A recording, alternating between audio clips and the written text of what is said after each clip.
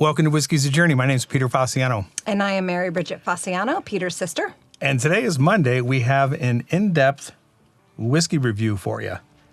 And this just so happens to be a Monday video, the day after Mother's Day. So if you are a mother and you are watching this, happy Mother's Day. I hope you enjoyed it. Happy Mother's Day. In honor of our mother, Mary Bridget is wearing one of our mother's shirts.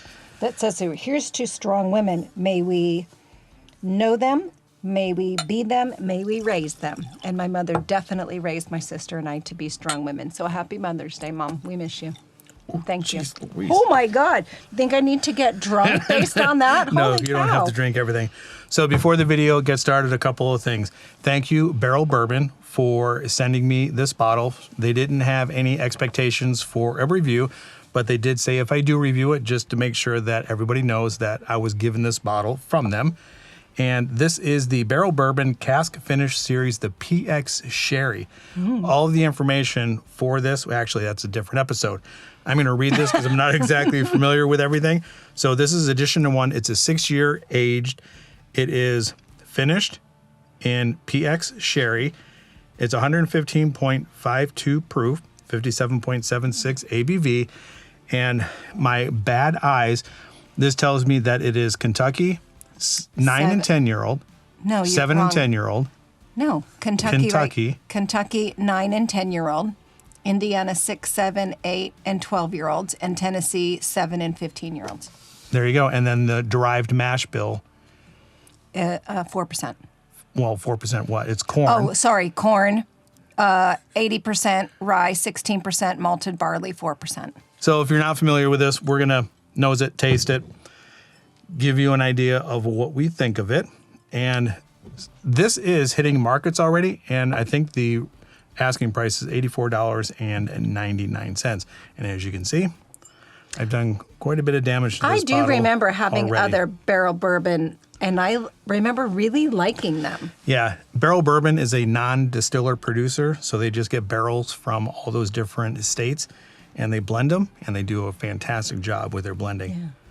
And it's hard for me to be not biased or unbiased with this because I'm a huge PX whiskey fan. Yeah. So here we go, on the nose.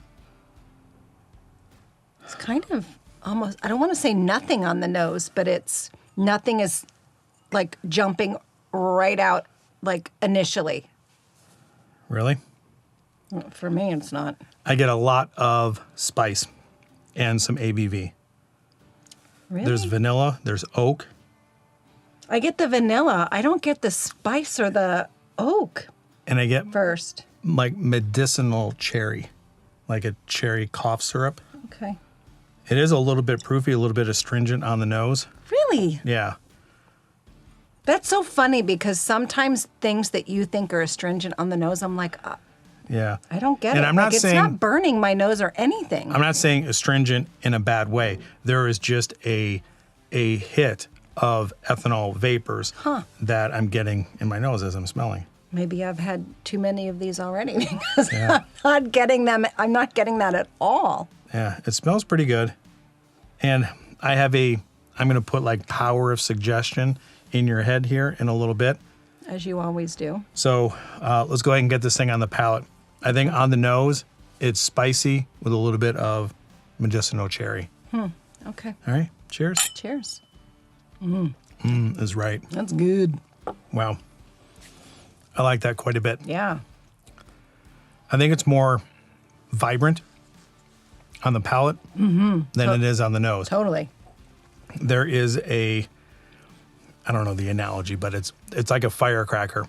As soon as it hit my tongue, arrival, mid-palate, and finish, it just kept blowing up. It hit the front of my palate pretty spicy. Mid-palate, that proof came through. And then as it was traveling back through, that cherry note came in. The dark fruit notes came in. I wouldn't say that this would be raisin, date, fig, and plum, but there is, I would say, some raisin. Yes, like totally. a dark raisin or a golden raisin note coming through. Wait, you can't say that. That like is completely contrasting. A dark raisin and a golden raisin are two like opposite ends of the spectrums when it comes to raisin. There's a dark raisin note in Okay. here. And then it finishes with a nice golden raisin, which is not as powerful or strong as that dark raisin note mid-palate. Yeah, it definitely changes. It does. And I'm finding that I'm starting, like, as my journey is progressing, although since I started teaching, I very much took a back step because I haven't been drinking whiskey much at all. At all, yeah. And then so it's almost like I'm kind of restarting my journey, but with memories of the past. And I remember where I used to be was starting to get to the point where I liked that change of flavors as you started them, as opposed to just drinking something that was easy and smooth. I like that developing, changing feeling that it tastes different, but still liking it. Yeah. Like it's important. Like it changes as long as you like the changes that are occurring, because it gives you more to talk about. Mm-hmm. It makes it more complex instead of just sitting there and going, yeah, I like this. Oh, did you get that? Like you can have a discussion about it. And I've said this quite a bit. Bourbon in general does not have a huge spectrum of flavors.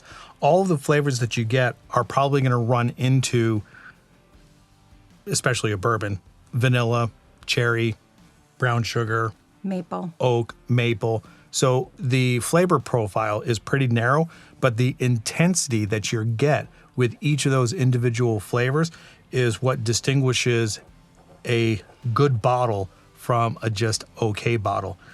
And I think this has a pretty good balance of the sweet fruits, and I get that medicinal cherry, I get the oak, and I get vanilla.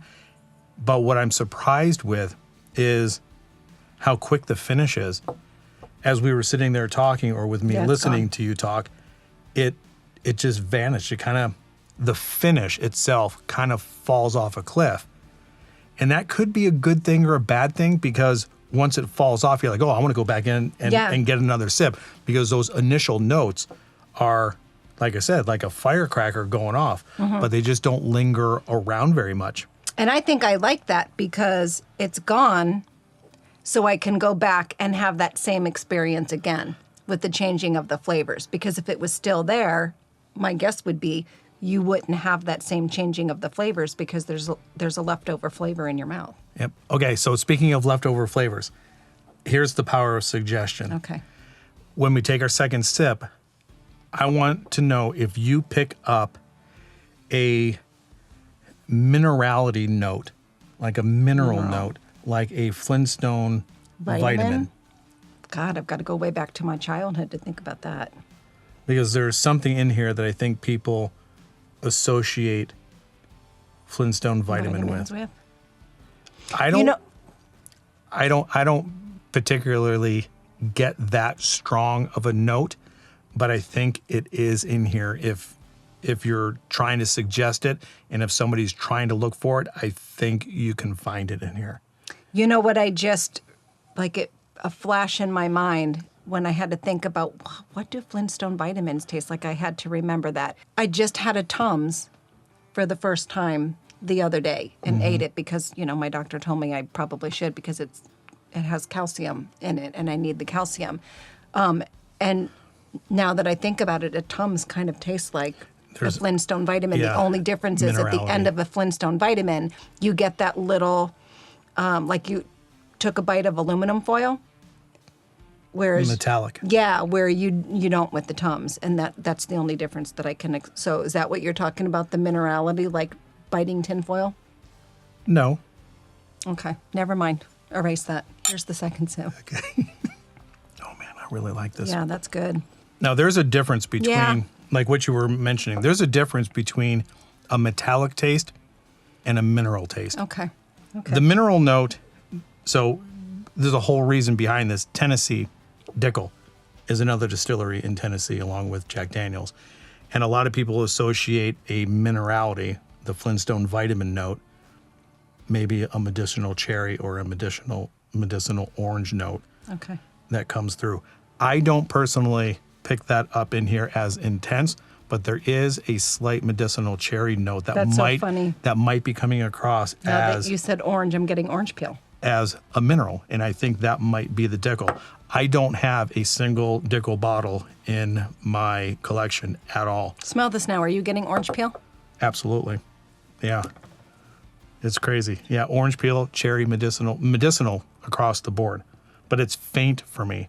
I think the majority of the notes that are coming through would be oak and cherry. A little bit of vanilla. It's just dark fruits. Yeah. I like It's this. as good on the nose as it is on the palate. Absolutely. Yeah. I enjoy both. Yeah. Last sip. Last sip, and then we'll give this thing a score. Wait, are we scoring it, or is this an episode where you talk about We're the scoring history it. of it? Oh, okay.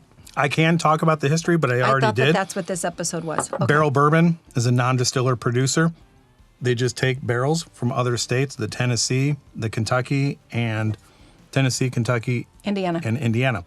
So my guess would be Dickel, MGP, Ross and Squibb, and Kentucky. I don't know where they would get it from Kentucky.